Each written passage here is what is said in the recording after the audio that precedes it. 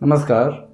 मेरे इस एपिसोड में आपका बहुत बहुत स्वागत है। तो इस एपिसोड में मैं आपके लिए कुछ नई बातें लेके आया हूँ और उसके बाद एक नुस्खा भी बताऊँगा। तो क्या है कि हम कोई पसंद नहीं करता फ्राइड फूड्स खाने के लिए। एक चाय हो और साथ में कुछ फ्राइड हो, कुछ समोसा हो या ऐसे कुछ चीज़ हो, तला हुआ चीज़ हो तो बहुत मज़ा आता है ना। लेकिन उसके प्रॉब्लम भी तो हो जाते हैं ना, बहुत सारे प्रॉब्लम हो जाते हैं, आपको पता ही होगा। उनमें से एक होता है डायबिटीज़, और डायबिटीज़ छोटे उम्र में भी हो सकता है आपको। तो डायबिटीज़ जो होती है वो आपको पता होना चाहिए कि जो 3 टाइप के डायबिटीज़ होते हैं। एक तो डायबिटीज़ टाइप 1, दूसरा डायबिटीज़ टाइप 2 और तीसरा होता है जेस्टेशनल डायबिटीज़। उसके अलावा एक और डायबिटीज़ होता है जिसे बोलते हैं प्री डायबिटीज़। मतलब डायबिटीज़ के सारे पूरा तरीके से सीरियस नहीं हुआ है, पर अगर ध्यान ना दें तो सीरियस हो जाएगा, उसको प्री डायबिटीज़ बोलते हैं। उसके अलावा भी बहुत सारे डायबिटीज़ होते हैं जैसे कि मेडिसिन इंड्यूस्ड डायबिटीज़ हो गया। तो ये होता है। अब भारत में आपको पता होना चाहिए कि जो वर्ल्ड के डायबिटीज़ पॉपुलेशन है उसकी 6 में से 1 डायबिटीज़ पेशेंट भारत में है। और भारत में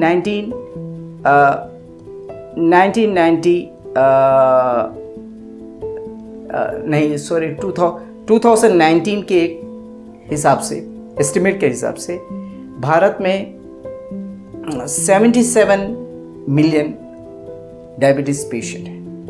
77 मिलियन डायबिटीज़ पेशेंट भारत में है, जो बहुत ही डेंजरस है। और अगर वर्ल्ड लेवल में देखा जाए तो डायबिटीज़ पेशेंट सेकंड नंबर पर भारत का है। पहला तो चाइना है, उसका सेकंड नंबर भारत में ही आता है। तो है ना, बहुत खतरनाक चीज़। और ये जो होती है, इसके सिम्टम्स कैसे पता लगेगा, क्या है मतलब इसका कैसे लगे पता चले हमको, आपको किसी को डायबिटीज़ है कि नहीं। बहुत ज़्यादा प्यास लगे या धुंधला दिखे या बहुत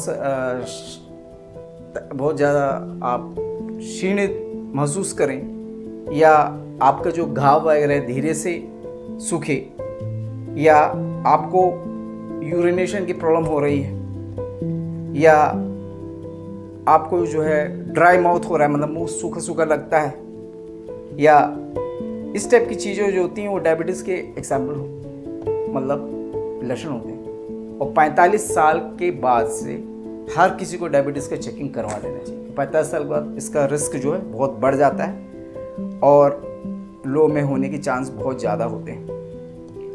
तो इसके बाद जो है आपको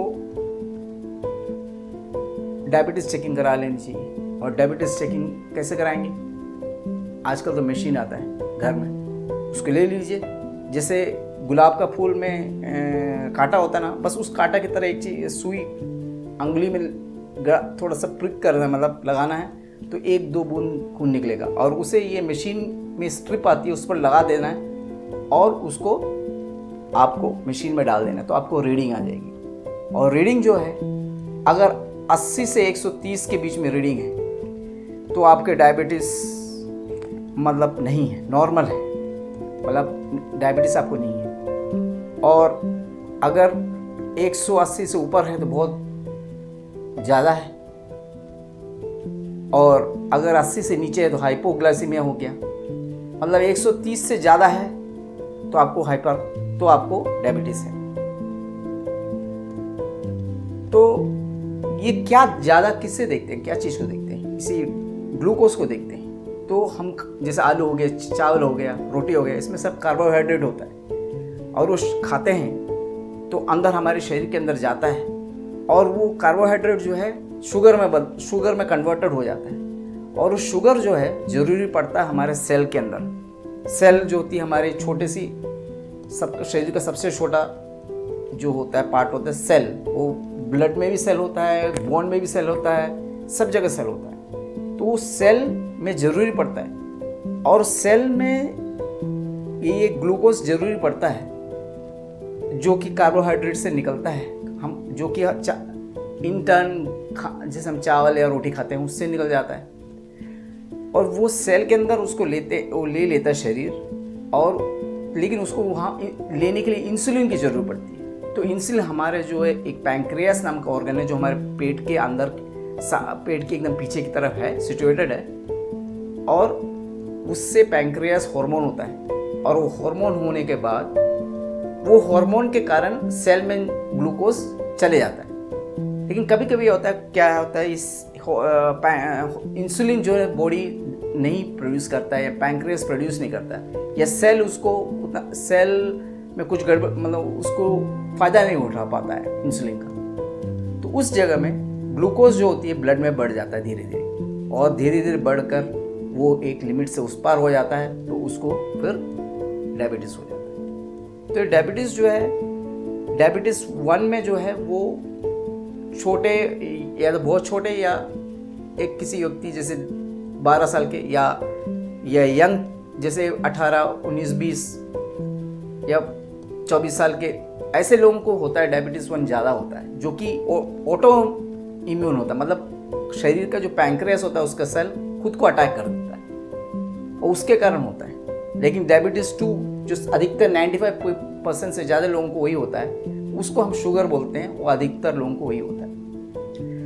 तो उसके लिए फिर मेडिसिन लेनी पड़ती है, और कभी कभी इंसुलिन लेनी पड़ती है। तो ये हो गया डायबिटीज़ की बात। अब इसको हम कैसे ये करेंगे कि हमें डायबिटीज़ ना हो, उसके लिए हमें क्या क्या करना चाहिए। उसके लिए हमें, अगर हम रेगुलर एक्सरसाइज करें, और हम अच्छा खाना खाएं, और हम वेट कंट्रोल करें, और हम स्ट्रेस ना लें अपनी ज़िंदगी में, और हम स्मोकिंग ना करें, ऐसे कुछ चीज़ ना करेंगे तो हमारा रिस्क कम हो जाता है। लेकिन क्या डायबिटीज़ को टोटली हम ये कर सकते हैं कि होए नहीं हमारे ज़िंदगी में डायबिटीज़? नहीं, क्योंकि ये इसका जो 1 रीज़न होता है कि फैमिली होती है। फैमिली में अगर आपके माता या पिता को, या भाई या बहन को, खुद के भाई या बहन को है डायबिटीज़, तो आप में भी होने की अच्छी चांस हो जाती है, और 45 साल के बाद ज़्यादा चांस हो जाता है। तो इसको ध्यान में रखें। और आपको डायबिटीज़ हो गया है तो आपको एक्सरसाइज करना चाहिए, 30 मिनट हर रोज़ एक्सरसाइज करना चाहिए, और आपको खाना जो डॉक्टर बोलते हैं जिस तरह खाना उस तरह खाना चाहिए।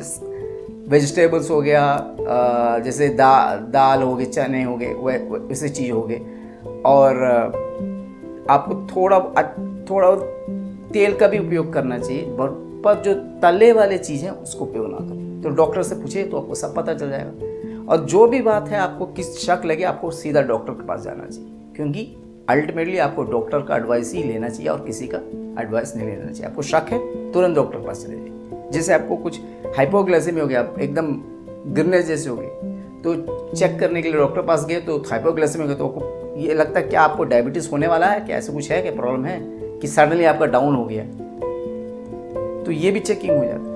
तो चेक करना ज़रूरी है, आपका रेगुलर हेल्थ चेक करना ज़रूरी है। और उसमें जो घर में मशीन होती है, मशीन तो होती है, उसके अलावा लैब टेस्ट भी होता है इसका 2-3 टाइप का, उसे भी डॉक्टर करवा देता है, तो आपको पक्का हो जाता है कि नहीं। और शुरू में अगर इसे कंट्रोल कर लें तो इसको अच्छी तरह से मैनेज किया जा सकता है। तो एक काम करते हैं, थोड़े नुस्खे देख लेते हैं, है ना।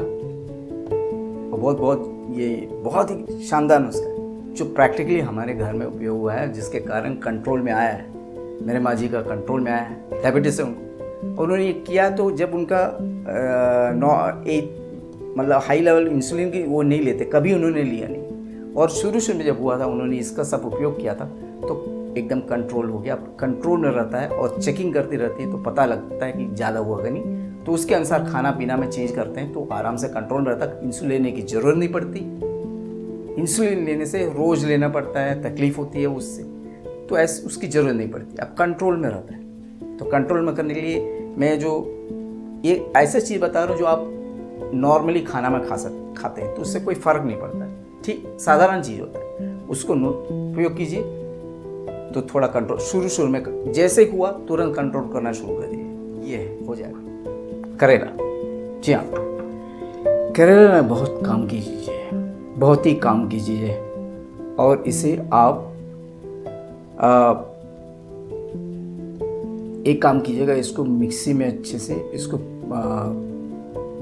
फेंट लीजिए, इसको लीजिए, इसके अंदर की जो चीज़ें होती है हटा लीजिए, और हटाने के बाद आप इसको मिक्सी में फेंट लीजिए। और फेंटने के बाद उसको जैसे आधा ग्लास रोज सोते वक्त, जिससे सोने से पहले सेवन कर लीजिए।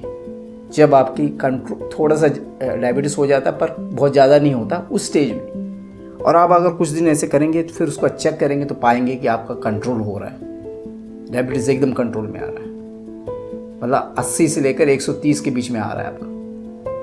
और इस तरह शुरुआती दिनों में आप कंट्रोल कर सकते हैं। और ये जो चीज़ है ये तो हम सबको ही खाते हैं, तो कोई फ़र्क ही नहीं पड़ता, नॉर्मल थिंग होता है, हम खाते भी हैं और बड़ी आसानी से हम इसको कंट्रोल कर सकते हो। तो ये एक नुस्खा है जो आप अप्लाई कीजिए शुरुआती दिनों में, जब आपका डायबिटीज़ है पर वो बहुत ज़्यादा नहीं है, इंसुलिन के लेवल पर नहीं आया है उस समय। अगर इंसुलिन के लेवल पर आ जाए तो ये करना कोई फ़ायदा नहीं करेगा आपको, ठीक है ना। तो करके देखिए आप। हाँ, और एक बात बिल्कुल नहीं भूलिएगा, और वो क्या है कि ये जो नुस्खा मैंने बताया इसको खाइएगा ज़रूर, पर इसका मतलब ये नहीं है, मतलब इसको मिक्सी में पीसकर आधा ग्लास सेवन कीजिए, पर इसका मतलब ये नहीं कि आपको मेडिकेशन नहीं खाना है। मेडिकेशन तो खाते रहना है, एक्सरसाइज करनी है, जो भी आप अच्छा खाना खाना है, जो मतलब ज़्यादा तला हुआ नहीं खाना है, और आपको शक्कर नहीं खानी है, और तला हुआ नहीं खाना है, बिना शक्कर के चाय पीनी है, ये सब करना है आपको, जो डॉक्टर बताएंगे आपको वो करना है। साथ साथ अगर आप ये भी करें तो एकदम कंट्रोल में रह जाएगा। इसका मतलब ये नहीं होता है कि आप कंट्रोल, इसको मतलब ये नहीं होता है कि आप दवाएं खाना छोड़ दें, पर क्या होता है उससे, इसका फ़ायदा क्या होता है कि आपका जो डायबिटीज़ का जो रेंज है वो सीरियस में कभी नहीं जाता है, और इंसुलिन लेवल पर नहीं जाता है, और कंट्रोल होकर चलता रहता है। और आपका कोई जैसे सीरियस सिचुएशन, जैसे पाँव में कुछ ज़्यादा हो गया, मतलब कोई सोर बड़ा हो गया और वो आपको सीरियस सिचुएशन पाँव में वगैरह हो गया, ऐसा नहीं होता है। क्या होता है कि डायबिटीज़ में कोई सोर हो जाता है, पैर घाव हो जाता है, वो घाव सीरियस हो जाता है और फिर यहाँ तक कि पैर काटना तक पड़ जाता है। मतलब घबराइए मत, सीरियस सिचुएशन में ऐसे होता है। तो ये सबसे बच जाएंगे आप, अगर आप इसको भी खाएंगे और मेडिकेशन भी और सारे केयर करेंगे तो वो सीरियस सिचुएशन से आप बिल्कुल बच जाएंगे। और इसको एक और चीज़ मैं बताना चाहता हूँ कि जो डायबिटीज़ में होता है वो तो पाँव का ख्याल रखना, अपने स्किन का ख्याल रखना, अपने पाँव का ख्याल रखना बहुत ज़रूरी होता है, क्योंकि आपको कुछ लग जाता है तो फिर उसको सूखने में टाइम लगता है ना कभी कभी, तो इसलिए बहुत ध्यान रखिए। उसको साफ़ कीजिए, उसको सूखा रखिए, उसको सोते वक्त क्रीम लगा के सोइए, पाँव में क्रीम लगा के सोइए, वो जैसे वॉसलिन लगा के सोइए तो अच्छा होता है वो, है ना। तो ठीक है, फिर अगले बार मिलते हैं एपिसोड में, जिसमें कुछ और लेके आऊँगा। और फिर इस टाइप के एपिसोड जो है जिसमें कोई ऐसे मेडिकल सिचुएशन हो उसके बारे में और लाऊंगा, और उसमें भी और हो सके तो मेरे पास कुछ है नुस्खे की तरह तो उसको भी बताऊंगा। तो तब तक के लिए आपका बहुत बहुत धन्यवाद।